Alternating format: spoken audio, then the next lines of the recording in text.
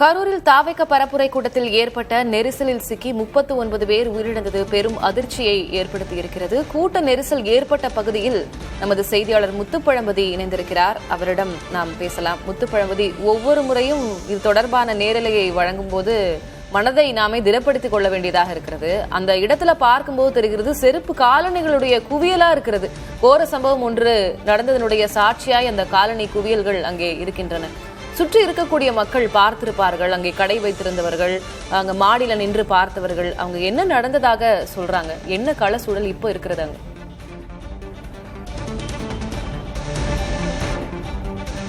திலகவதி, 39 உயிர்களை பறிகொடுத்துவிட்டு கரூர் நகரமே கண்ணீர் தவிக்கிறது. கரூர் மட்டுமல்ல, ஒட்டுமொத்த தமிழகத்திற்கு ஒரு பெரும் துயரை ஏற்படுத்தியிருக்கு. நம்ம ஒளிப்பதிவாளர் அப்துல் கபூரும் காட்டும் காட்சி தான் அந்த வேலுச்சாமிபுரம். நேற்று இரவு தாவேக தலைவர் விஜய் பேசிய இடம், அந்த காட்சிகள் தான் காட்டிட்டாங்க. இந்த இடத்துல தான் விஜய் பேசுகிறாரு.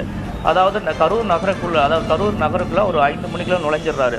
மன்னமங்கலம் பகுதியில் 5 மணிக்கு நுழைந்து அதன் பின்பு 5:45 மணிக்கு கரூர் ரவுண்டானா பகுதிக்கு வந்துடுறாரு. கரூர் ரவுண்டானா பகுதியிலேருந்து நம்ம இந்த ஈரோடு பிரிவு சாலையை கடந்து இப்போ இந்த வேலுச்சாமிபுரத்துக்கு 7:10 மணிக்கு வர்றாரு. அப்போவே கடுமையான கூட்ட நெரிசல். அந்த கூட்ட நெரிசலில் பார்த்தீங்கன்னா ஏற்கனவே அந்த கரூர் ரவுண்டானா பகுதியில் இருந்த தொண்டர்கள் மன்ற மக்களும் சரி, அதை கடந்த ஈரோடு சந்திப்பு இருந்த மக்களும் ஒன்று சேர்ந்து இந்த வழிக்கு வர்றாங்க.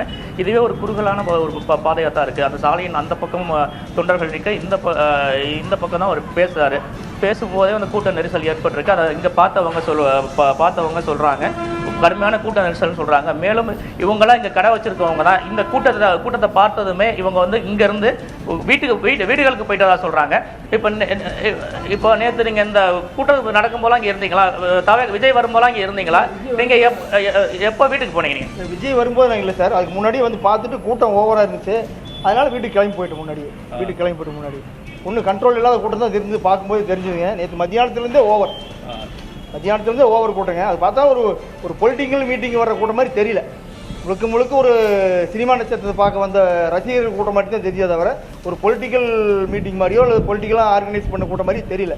எந்த கண்ட்ரோலும் கிடையாதுங்க. நேற்று மத்தியானத்துலேருந்தே ஒரு 2 வீலரில் 4 பேர் ஏறிக்கிறாங்க. தண்ணியை போட்டு 4 பேர் ஏறி கொடியை பிடிச்சிக்கிட்டு ஊருக்குள்ளே ரவுண்ட் அடிக்கிறது, கத்திக்கிட்டு திரியிறது, ஒன்றுமே எந்த கண்ட்ரோலும் இல்லாத கூட்டம். அது ஆர்கனைஸ்டு கூட்டம் அல்லது. திலகவதி, இப்போ அவர் அந்த அருகே உள்ளவர் சொன்னதை கேட்டிருப்பீங்க. நேற்று மதியமே வந்து அந்த தொண்டர்களும் மக்களும் குவிய தொடங்கிட்டாங்க அப்படின்னு தான் அவர் சொல்லியிருந்தார்.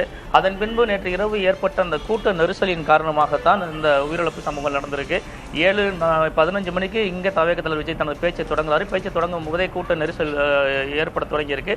அதன் பின்பு 7:40 மணி அளவில் அவர் தனது பேச்சை முடித்துட்டு இங்கேருந்து புறப்படுறாரு. அந்த புறப்படுற நேரத்தில் தான் வந்து அடுத்தடுத்து தொண்டர்கள் மயங்கி விழுந்ததை கண்டறிஞ்சு உடனடியாக ஒரு 6 கிலோமீட்டர் தொலைவில் உள்ள கரூர் அரசு மருத்துவக் கல்லூரி மருத்துவமனைக்கு வந்து அழைச்சிட்டு வர்றாங்க. அங்கே வந்து தீவிர சிகிச்சை அளிக்கப்படும் போது தான் அடுத்தடுத்த உயிரிழப்புகள் நடந்தது தெரிய வந்தது. முதலில் 4 சிறுவர்கள் கூட்டு வந்தாங்க. அடுத்தடுத்து ஆம்புலன்ஸ் தொடர்ச்சியாக வந்து கொண்டே இருந்தது. ஒரு 9 மணிக்கெல்லாம் வந்து இவ்வளோ பெரிய உயிரிழப்பு ஏற்பட்டது தெரிய வந்துருச்சு. இது பெரும் துயரை ஏற்படுத்தியிருக்கு. இப்போ காவல்துறை தரப்பில் இந்த சாலையின் வழியாக ஒரு பிரச்சாரம் மேற்கொள்கிற இடத்துல 500 போலீஸார் வந்து பாதுகாப்பு பணிக்கு நிறுத்தியிருந்தோம்னு சொல்கிறாங்க. ஏன்னா 500க்கு மேலேயும் இந்த இடத்துல நிறுத்த முடியாது. அது போலீஸாரின் கூட்டமே அதிகாரம். அதனால பாதுகாப்பு 500 போலீஸாரை நிறுத்தி பாதுகாப்பு பணியில் ஈடுபட்டுன்னு சொல்லியிருந்தாங்க. இப்போ தாவேக தரப்புலேருந்து அவங்க இன்னும் இரங்கல் தெரிவிச்சிருக்காங்க. அடுத்த கட்டமாக அவங்க எதுவும் சொல்லலை. பல்வேறு அரசியல் கட்சியினரும் தங்கள் வருத்தங்களையும் கண்டனங்களையும் பதிவு பண்ணியிருக்காங்க. இப்போ இந்த இடத்த நீங்கள் பார்க்கலாம், ஒரு அலங்கோலமாக காட்சி அளிக்கிறது. அந்த விஜய் பேசிய இடத்தில் பாருங்கள், காலணிகளும் அந்த தாவேக கொடிகளும் அப்படி சிதறி கிடக்கின்றன. இதுவே நடந்த சம்பவங்களுக்கு ஒரு சான்று போல் திகழ்கிறது. ஒட்டுமொத்தமாக ஒரு வேதனையும் ஒரு துயரத்தையும் இந்த வேலுச்சாமிபுரம் மக்கள் கொடுத்து விட்டதே என்று சொல்லலாம். கூட்டத்தை பொறுத்தவரையில் இப்போ இங்கே வந்து விஜய்க்கு கொடுக்கப்பட்ட டைம் 12 மணிலிருந்து 3 மணிக்குள்ளாகவே.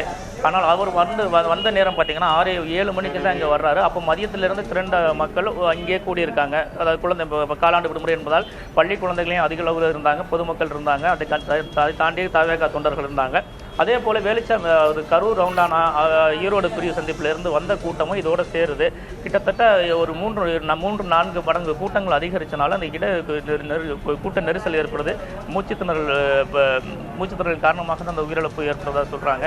உடனடியாக இங்கேருந்து கொண்டு செல்ல முடியல. கடுமையான கூட்டத்தில் மயக்கமடைந்தவர்களை மீட்டு வெளியில் கொண்டு செல்வதிலையும் சிக்கல் ஏற்பட்டது. குறித்த நேரத்துக்கு கொண்டு சென்றிருந்தால் கூட சில உயிர்களை காப்பாற்றிருக்கலாம் என்றுதான் மருத்துவர்கள் தரப்பில் சொல்கிறாங்க. வெறும் வேதனைக்கு சான்றாக இந்த வேலுச்சாமிபுரம் அமைந்துள்ளது. முத்துப்பழம்பதி, ஒரு கட்டுப்பாடில்லாத இளைஞர் கூட்டம் அப்படின்னு அந்த பகுதியில கடை வைத்திருப்பவர் சொல்லி நம்மளால கேட்க முடிஞ்சது. இளைஞர் கூட்டம் அப்படி இருந்தாலும் உயிரிழந்தவர்கள் என்னவோ 17 பேர் பெண்கள், அதிலும் 10 பேர் குழந்தைகள். அதெல்லாம் நம்ம மனது ஏற்றுக்கொள்ள முடியாத தகவலாக இருக்கிறது. அந்த வகையில பெண்கள் குழந்தைகள்லாம் வர வேண்டாம் அப்படின்னு சொல்லியிருந்தாங்க. ஆனாலும் பெண்களுடைய வரவு, குழந்தைகளுடைய வரவெல்லாம் இருந்தது.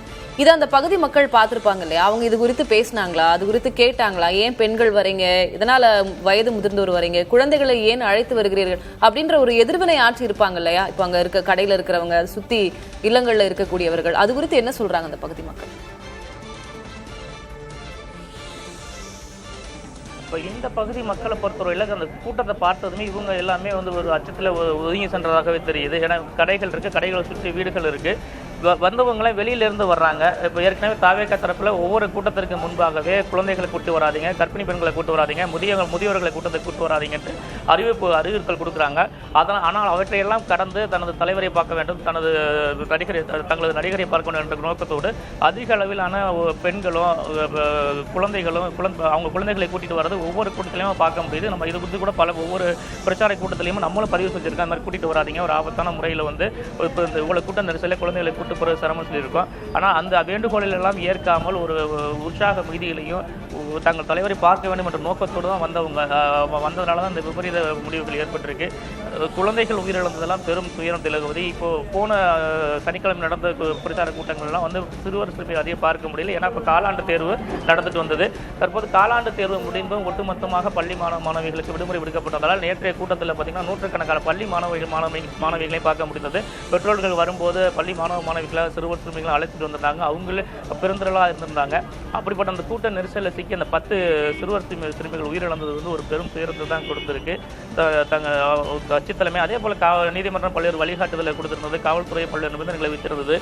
இவற்றை எல்லாம் கடந்து ஒரு பெரும் கூட்டம் ஒரே நேரத்தில் கூடியது இந்த உயிரிழப்புக்கு காரணமாக அமைந்திருக்கு. என்ன இது தொடர்பாக பேசினாலும் இறந்த உயிர்கள் மீண்டு வராது. இது கரூர் மக்களுக்கு மட்டுமல்ல, தமிழகத்திற்கே ஒரு ஆறாத வடுவாக மனதில் மாறியிருக்கும். உங்களுடைய தற்போதைய விவரங்களுக்கு நன்றி முத்துப்பழம்பதி.